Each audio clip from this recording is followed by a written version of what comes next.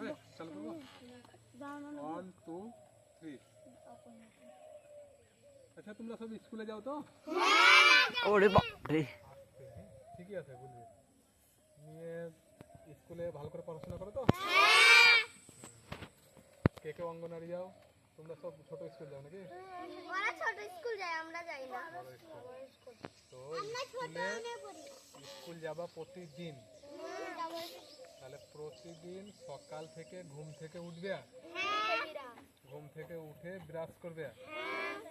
brush করার পর washroom মানে পায়খানা বাথরুম তারপরে তারপরে স্কুলে জামা প্যান্ট পরে খাবার খেয়ে স্কুলে যাবা কেউ কেউকে গাল দিবে না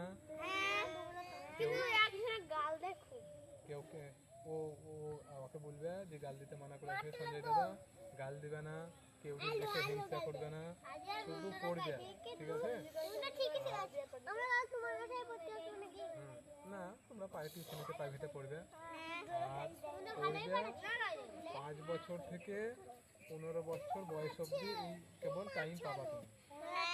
15-20 বছর বয়স অবধি টাইম পাবা তারপরে কিন্তু আর টাইম পাবা না হ্যাঁ হ্যাঁ আমরা যেমন আর আমরা যেমন বেশি পড়াশোনা করিনি আমরা যেমন পস্তাছি বাইরে থেকে কাজ করছি কাজ করছি বা কোনো হেভি কাজ করছি আমরা যেমন পস্তাছি আর একটু পড়াশোনা বেশি করলে পরে আমরা হয়তো ভালো অফিসিয়ালি কাজ করতাম বা ভালো কোনো